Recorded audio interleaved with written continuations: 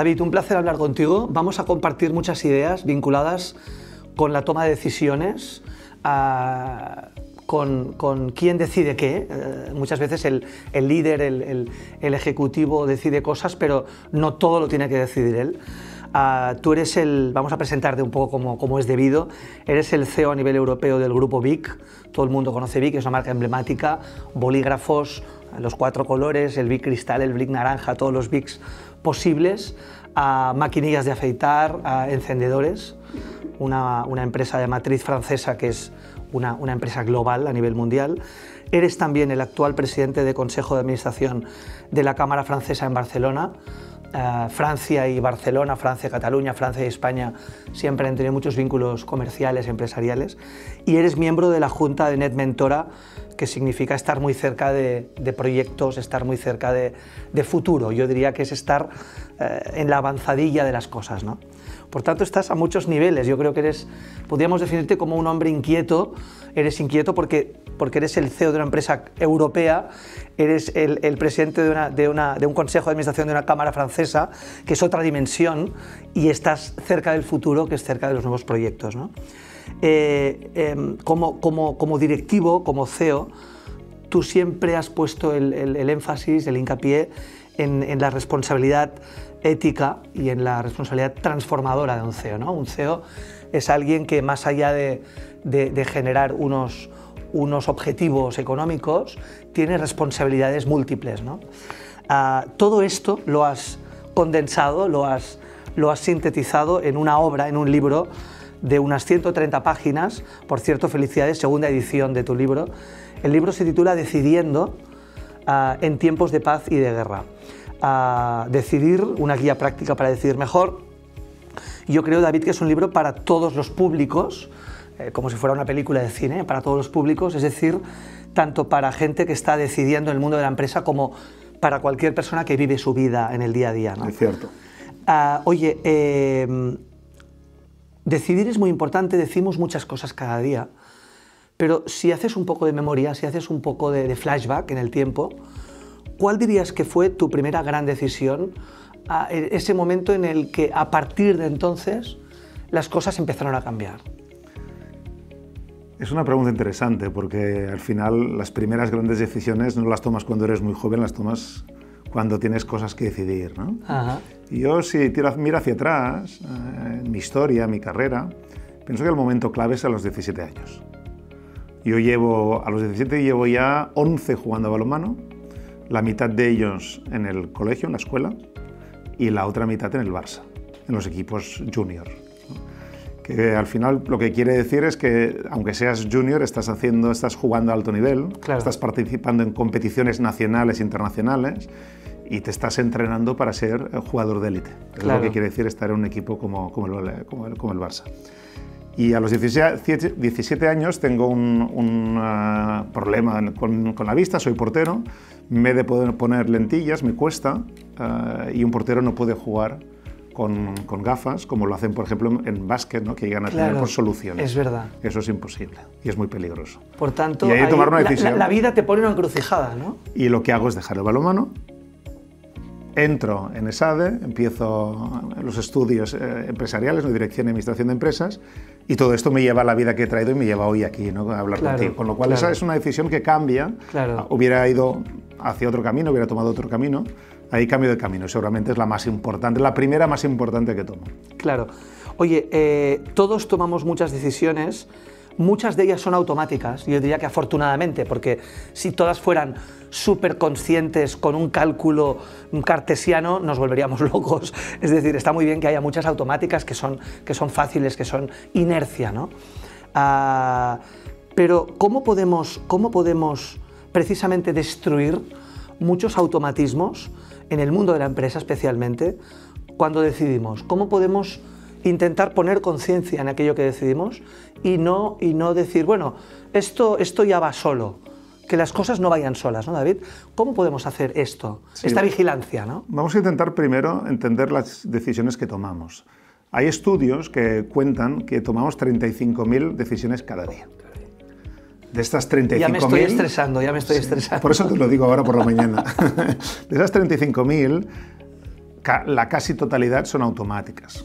Ejemplo, esta mañana estaba llegando para tener la entrevista contigo y decido cruzar la calle delante del semáforo. Hay gente que no la cruza por donde deben, la cruzan por en medio, ven que no pasa nada. Estas son decisiones, tomamos muchísimas. Algunas pueden ser importantes, si nos equivocamos puedes tener un accidente, pero en principio son decisiones que tomas de forma automática. Me paro a tomarme un café en la terraza o voy hasta la oficina. Me tomo un agua, voy directamente... Y estas son las 35.000. Claro. Entonces nosotros, tanto el libro como la pregunta, se refieren no a estas, sino a esas decisiones que son más... Por poner un ejemplo, en el mundo empresarial, ¿no? Con tu equipo o con la empresa. Hay que invertir aquí, no hay que invertir aquí, hay que abrir una nueva línea estratégica o no. Cualquier decisión en la que necesite una reflexión, ¿no? Hay libros interesantes, el Thinking Fast, Thinking Slow.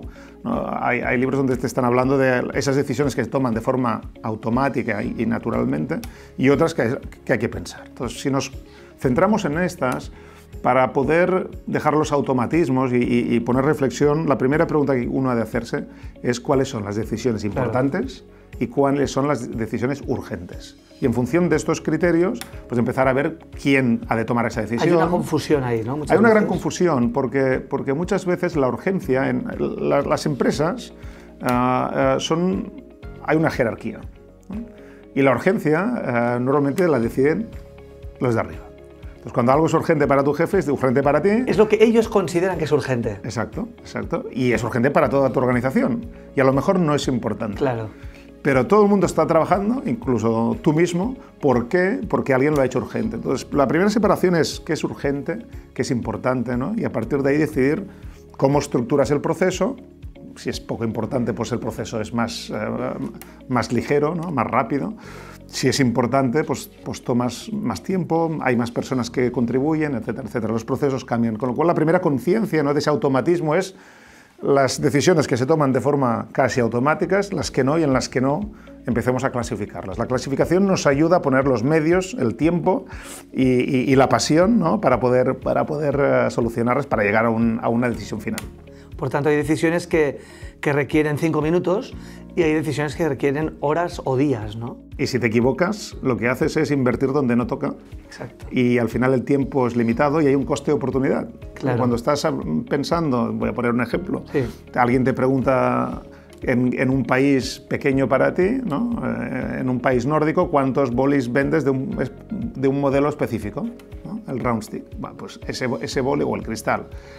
Pues el cristal es importante, pero hay otros que lo son menos. Entonces, saber tener conciencia de ese número es poco importante, pero para alguien es muy urgente y te lo piden, ¿no? Entonces, eso tú no te has de ocupar de ello. Si te ocupas del tema no te estás ocupando de cosas más importantes, con lo cual luego eso se va a ver en los números y en los resultados de la empresa. Si tú te estás dedicando y toda tu organización se dedica a cosas que no son tan importantes. Has perdido una oportunidad de generar cosas realmente importantes. Sí, porque la gente ha de dormir, ha de descansar, con lo cual las horas que podemos dedicar a nuestro trabajo es limitada y lo que hay que hacer es usarlas bien.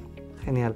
Oye, también es complicado, David, y en tu libro hablas de ello, saber qué es lo que vamos a decir nosotros como líderes, como jefes de un equipo, y qué es lo que vamos a hacer que decidan los demás. Por tanto, el delegar decisiones, ¿no? ¿Cómo podemos discernir esto? ¿Qué nos toca y qué toca a los demás? ¿Qué nos quedamos y a quién le pasamos la pelota, ¿no? Yo pienso empezaría por los perfiles psicológicos, ¿no? Al final el líder es una persona, o somos personas que somos diferentes, ¿no? Para llegar a ciertas posiciones debes ser diferente. Eres más egoísta o más narcisista o más, puedes poner muchos adjetivos. Y eso lo que quiere decir es que el líder quiere decidir. Y el líder piensa que ha de ser útil a la empresa y para ser útil pues lo que hace es muchas cosas a veces que no hace falta. Entonces el problema es primero ser consciente de ello, ¿no? ¿Tú ahí para qué estás? Si estás para obtener buenos resultados, no hace falta que decidas todo tú. El líder no experto, no estoy hablando de un líder de un departamento muy concreto, cuanto más subimos es un líder generalista. Claro. Por definición, si yo no soy experto, tengo otros expertos que teóricamente pueden decidir mejor en los campos en los que tienen conocimiento. Yo lo que me he de asegurar, ¿no? Y el líder se ha de asegurar de que haya una coherencia global entre la estrategia y las decisiones que se toman. Pero eso no hace falta que decidas todo tú. Claro. Entonces, el primer tema es un tema interno, personal, ¿no? ¿Es ese tema, esa cuestión, debo decidir yo? ¿O hay personas que pueden hacerlo? Eso es lo primero. Luego hay una razón para que sean otras, y es que si dejas a los demás, a tu equipo, que decidan, lo que estás haciendo es darles oportunidades de aportar valor. Les haces crecer. Decidiendo aprenden. Y generas liderazgos también, ¿no? De alguna manera. Generas liderazgos y generas lealtad. Claro. Porque muchas veces la gente dice es que se ha ido por el salario, ¿no? La gente no se va por el salario, la gente se va por su jefe. Sí. Si no tienes un jefe que te motiva, Por la relación humana, ¿no? Al final. Por la relación y por lo que te permite a ti crecer y subir y desarrollarte. Entonces, dar ese margen para decidir es muy importante. Si no lo haces, al final lo que haces es tu equipo es muy dependiente de ti. Entonces, yo pienso que esa parte hay que integrarla dentro del pensamiento decido yo, decide otro, ¿por qué? Yo lo que daría como regla o como consejo sería que intentes siempre que la decisión se tome lo más abajo posible de la organización. Que si bajas ya un peldaño más es posible que haya un error o que no se haga bien porque la persona no tiene las capacidades y le va a costar. O sea, muy cerca de la realidad concreta. Sí, porque cuando estás... O sea, muy a nivel táctico. Sí, hay muchas Hasta la táctica y la estrategia, ¿no? Hay tres tipos de decisiones para mí. Una es la operacional, que es la hierba, ¿no? Hay el nivel táctico, que es el árbol, y el nivel estratégico, que es el bosque. Claro. Entonces, en función es verdad que si hay una decisión muy estratégica, no la vas a poner muy abajo en la organización. Pero si hablamos de decisiones tácticas y operacionales, ponlas lo más abajo que puedas. ¿Por qué? Porque cuanto más subes en la pirámide, más lejos estás de la realidad. Claro. Y tú piensas que conoces la realidad, pero eso no es verdad. Tú conoces lo que te cuentan, ¿no? Claro. Entonces, ponlo ahí donde lo que haces es dar responsabilidad a la persona, le das autonomía. Responsabilidad quiere decir también que esperarás el resultado, ¿no? Y yo pienso que eso me ha funcionado a lo largo de mi carrera y es el consejo que daría. Oye, en tu libro Decidiendo, David, hablas de muchas cosas y hay una cuestión que siempre sobrevuela todo, y es que si un líder, si un CEO, si un responsable de personas, de equipos, es capaz de ayudar o de enseñar, la palabra sería enseñar, a los demás a decidir bien. Es decir, tú tienes una carrera profesional de éxito porque, bueno, has decidido bien y tal, y tú eres capaz de enseñar a los demás a decidir bien. ¿Esto se puede hacer? Puedes ayudarles. Para mí hay dos vectores. Uno es la experiencia. Cuanto más experiencia tienes, acumulas más esa capacidad de resolver problemas más complejos y eso te permite subir y asumir roles de más responsabilidad. Pero esto es con el tiempo. Y esto no lo puedes... Alguien salido de universidad, pues le puedes ayudar, pero él ha de hacer su camino para ganar... Hay un camino propio, tienes que hacer un camino propio. Cada uno ha de hacer su camino, lo que puedes es ayudarle. Y en la forma de ayudarle, uno son los consejos. Dos es el proceso y el método, hay un método, ¿no? Tú tienes una decisión, tienes un diagnóstico, ¿no? Lo explicamos en el libro, hay un diagnóstico que hacer, hay una generación de opciones y al final hay una decisión final. Y si todo se hace bien, luego tienes un post-mortem y analizas en qué has acertado, qué te has equivocado y aprendes para la próxima decisión. Eso se lo puedes aportar. Puedes hacer reflexiones. La metodología, ¿no? Exacto. Puedes aportar también esa sensación de todo lo que influye en ese proceso que es lógico. Porque ahora he estado explicando un proceso lógico. Claro. Pero la toma de decisión no es siempre lógica. Exacto. Hay elementos emocionales. Totalmente. Hay sesgos. Totalmente. Tú puedes ver que hay alguien que en una reunión se está excitando y que la forma de pensar está influenciada por sentimientos que tiene. Eso lo puedes ver, porque como te han pasado muchas veces, tanto a ti como a directivos, pues lo ves en otro. Y le puedes ayudar. Y por tanto reconoces cosas, ¿no? Dices, esto ya lo he visto, ¿no? Y puedes decirle, mira, el otro día tú me estabas contando esto, pero estabas enfadado. Cómo ese enfado hace que quizá no veas una parte de la decisión que es muy importante que tú la has dejado de lado. Entonces, eso, para mí, cómo ayudas es, dejas que crezcan, dejas que se equivoquen, sobre todo para temas que no tengan mucho impacto para la empresa, que puedan ver y puedan aprender. Que haya un poco de red, es como un salto no mortal, sino un salto con red, ¿no? Sí, y si van al salto mortal les paras y dices, no estoy de acuerdo con esto, vigila, porque esto no... Y luego lo que hay que hacer es el método y es de cómo creas equipos en los que unos lo que hagan es balancear a los otros, ¿no? Al final esa persona que es joven y que ha de tomar una decisión siempre la puedes enviar a que discuta con determinadas personas. Entonces, esto es lo que tú puedes hacer para que los líderes de mañana pues vayan haciendo el camino pues, que uno empezó hace 25 años. Y explicarle lo que a uno le ha pasado a otra persona, es decir, oye, yo me equivoqué aquí, o yo acerté esto, ¿esto sirve? Es decir, la experiencia de uno concreta sirve a otro para su experiencia concreta. Sirve, pero hay que tener mucho cuidado. Claro.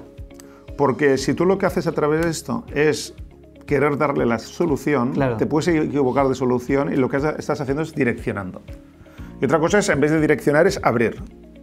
Yo te voy a dar dos ejemplos diferentes. Sí. Cuando me pasó esto, hice esto y este fue el resultado. Y otra vez pasó otra cosa, algo parecida, pero no exactamente la misma. Entonces, lo que haces es abrir, le haces reflexionar. Pero finalmente decide tú. Si lo haces reflexionar, ¿sí?, y le dejas opciones abiertas, le estás ayudando. Si lo que tú quieres es que él decida como tú decidiste hace 15 años, claro, lo que estás haciendo en la forma de explicárselo, le estás llevando a que no tenga otra solución. Entonces no le estás dejando decidir. Claro. O sea, la experiencia es buena, la experiencia, hay que ser cuidadoso con la experiencia porque a veces nos lleva a error. La experiencia no es... Las situaciones no son siempre las mismas, claro, vivimos en un mundo que ha cambiado, distintos. El contexto cambia, las variables son muchas más hoy en día y cada una influye en la otra, con lo cual yo lo diría es prudencia, pero sí que es verdad que si tú puedes compartir experiencia, esto va a ayudar a la persona que ha de aprender, a la persona que ha de decidir. Oye, David, tú como líder, tu estilo, digámoslo así, tu estilo de liderazgo es un estilo en el que das mucho valor a las consultas a los demás, te gusta recibir feedback, preguntas, estás siempre con las antenas puestas, estás muy conectado con tu entorno, con tu medio ambiente, ¿no? Hay muchos líderes que creen, o hay algunos líderes que creen, que esta pregunta, esta consulta constante, esta actitud, dirían algunos, dubitativa, no es de líder fuerte y de líder que lo tiene todo claro, ¿no? Háblanos un poco de esto porque es muy importante. Sí, yo pienso, a mí me gusta empezar por el contexto y por el mundo en el que vivimos.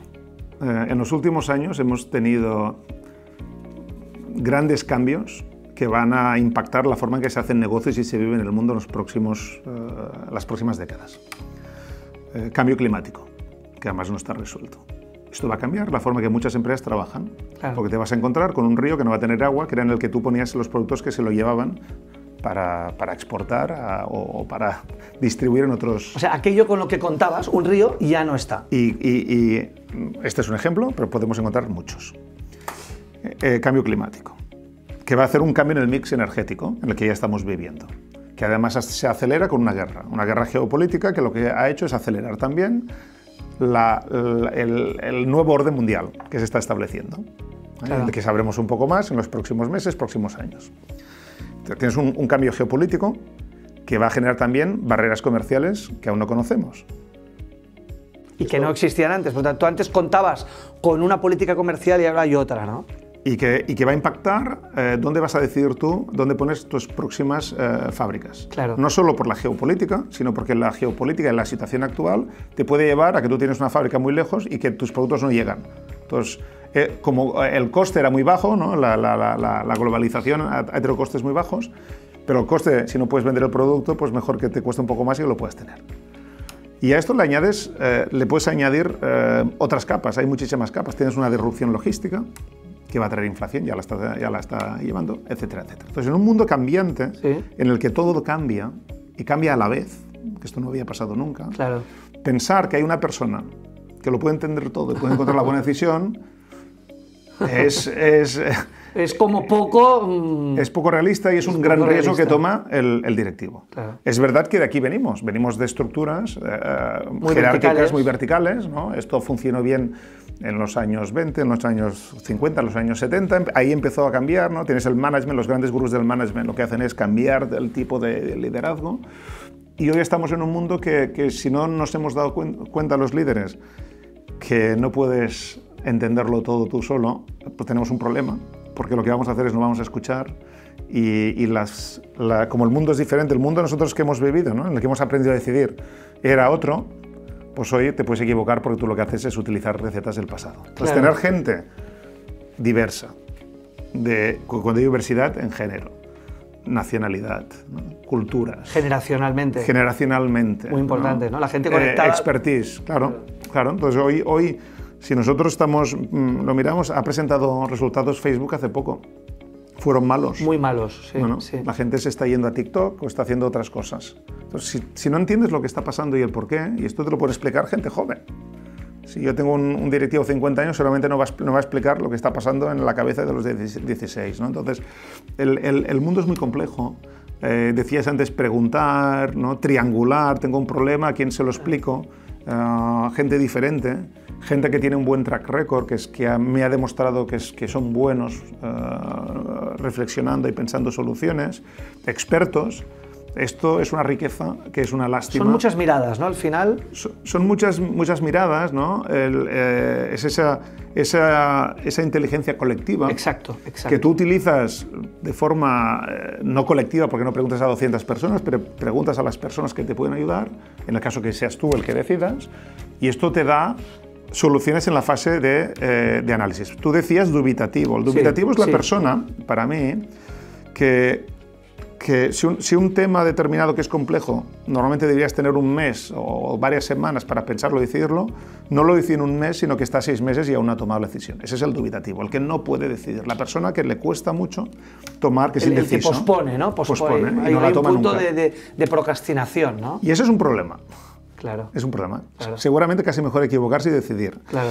Pero el dubitativo no es la persona que se toma el tiempo necesario. Claro. No el más del necesario, sino el necesario para tener tomar una decisión. Al final, la cuestión está en la eficacia o la eficiencia. Para mí, lo importante es la eficacia, es que tomes la buena decisión y el problema se resuelva o la oportunidad cristalice.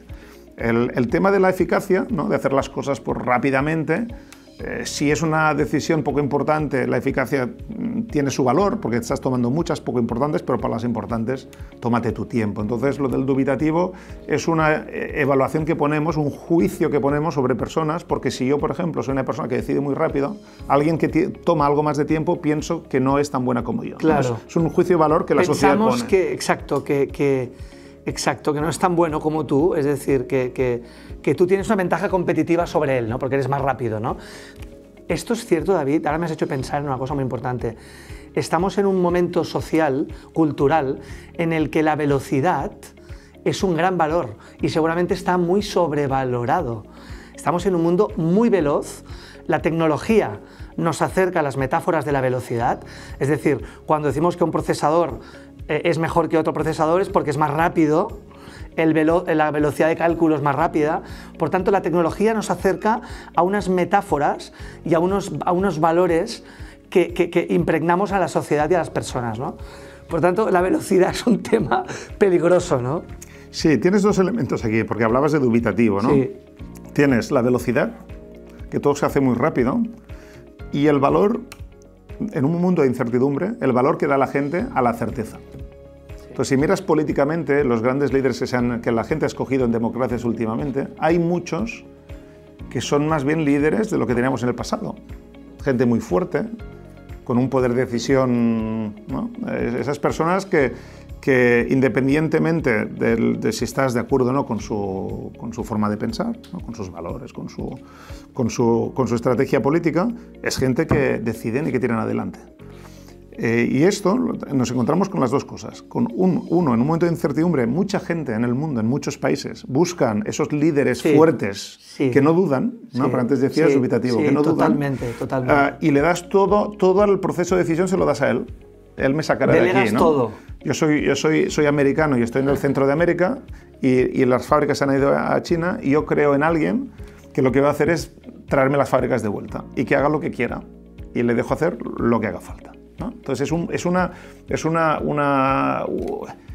creencia religiosa absoluta. Acto de fe, es un acto de fe. Entonces estamos en un momento donde hay mucha velocidad en las que hay que decidir, pensamos que hemos de decidir muy rápido, pero además, como que es un mundo incierto, queremos a alguien que nos proteja y que buscamos a alguien, una referencia, ¿no? Que antes la referencia pues, había sido pues, la Iglesia, había sido pues, ¿no? Los gobiernos, habían sido pues, el poder judicial y hoy, porque muchas de esas entidades los creemos menos, ¿no? Nos generan menos confianza, buscamos esa persona carismática, ¿no? Carismática, con lo cual el proceso de decisión se está complicando porque estamos volviendo hacia atrás. O sea, hay que decir rápido, pero además tú dices, bueno, que sea él el que decida, ¿no? Claro. Y yo le voy a seguir.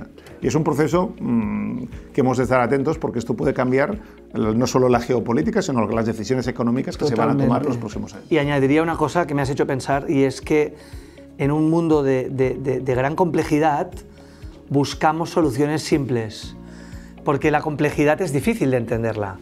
Y por tanto, como ya estamos colapsados por tanta dificultad y tanta complejidad, buscamos gente que nos promete soluciones simples. Como decir, bueno, yo esto, vamos a por todas, ¿no? Sí, porque aquí hay un tema de comunicación. Sí. ¿No? Si tú eres presidente del gobierno, si tú eres el gran directivo, si puedes simplificar mucho el discurso, mensaje, la persona primero lo puede repetir y lo puede reexplicar.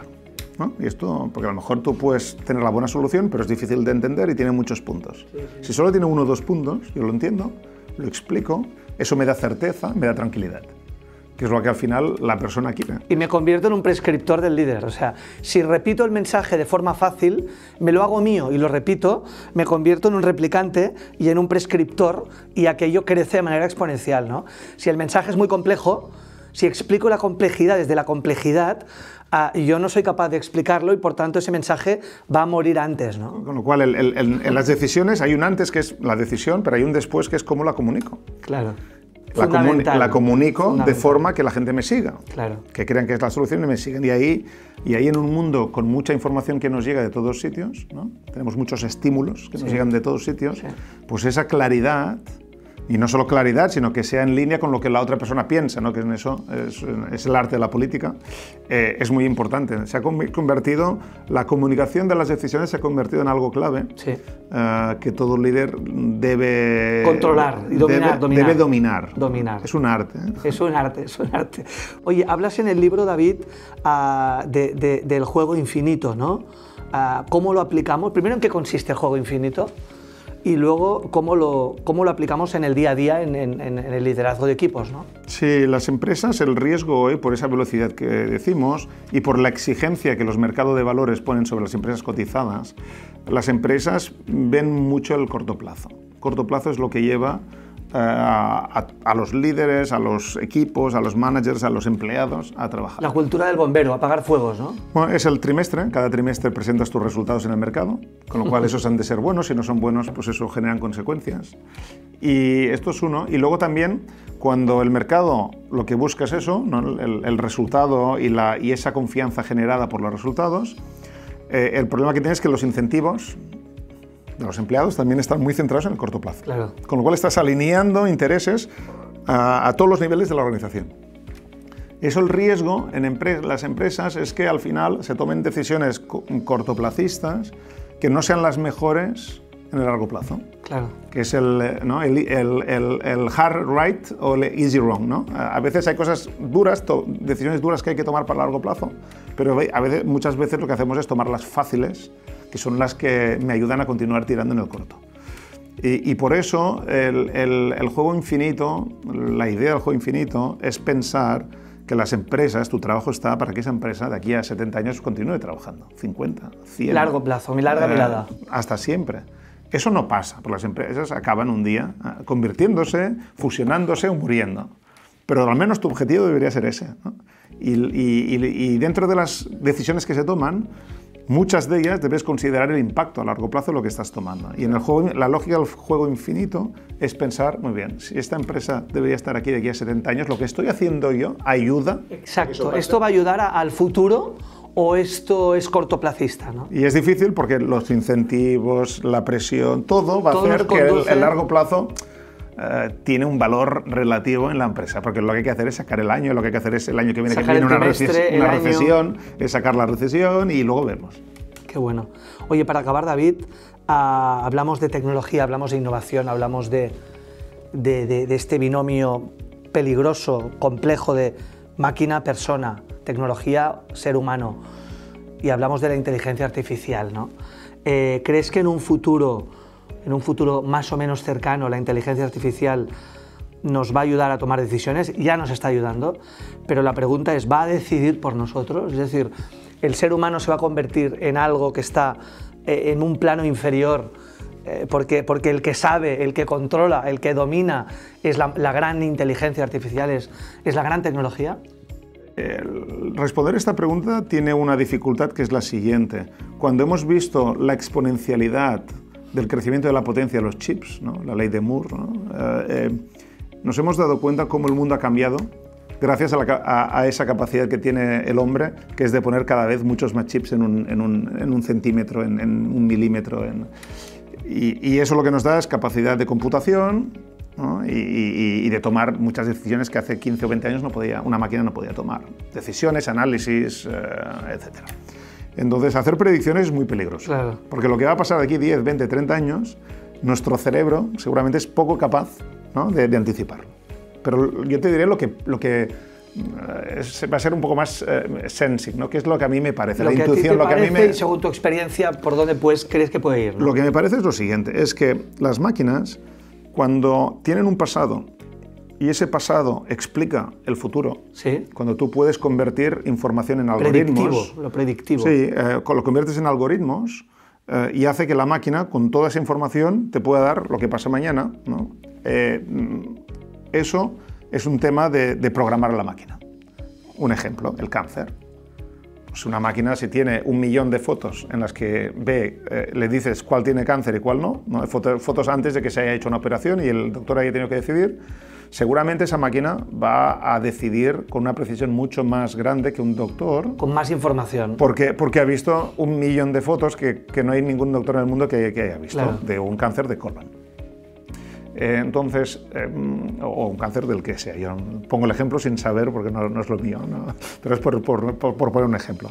Entonces, en este tipo de decisiones, las máquinas ya están muy avanzadas y pueden ser un predictor mucho mejor, pues, que gente con experiencia, ¿no? Pero claro, esto es un mundo poco complejo. Esto es una solución sobre un problema poco complejo, que es una foto. Muy específico, ¿no? Los coches les puedes enseñar lo que es una moto, que es una bicicleta, y a base de enviarles fotos. Entonces, cuando el coche autónomo sabe lo que es bicicletas y motos, pues los esquiva porque entiende lo que es, ¿no? Y eso hay que esquivarlo, hay que frenar, etc. Pero aquí estamos hablando de decisiones que muchas veces requieren entender la geopolítica, requieren entender la psicología humana. La psicología humana, la persona que tendrás delante. Empatía. Empatía, estás en una compra de Money, ¿no? Y hay que hablar con el propietario y hay que convencerle. Pues, y la decisión es ¿qué hago? ¿Le presento esto? ¿Se lo presento así? ¿O qué es lo que va a ser importante para él? Entonces, todo lo que se necesita creatividad, pensamiento profundo, entendiendo muchas variables juntas, variables que no son cuantificables, la máquina está muy lejos de hacerlo. O sea, lo cualitativo, diríamos. La máquina es muy cuantitativa, pero el territorio cualitativo sigue siendo un territorio muy humano, quizá, ¿no? La máquina, cuando es un tema de hacer opciones, cuando tú estás jugando en ajedrez y hay que mirar 30 millones de combinaciones, la máquina es rápida y lo puede hacer. Claro.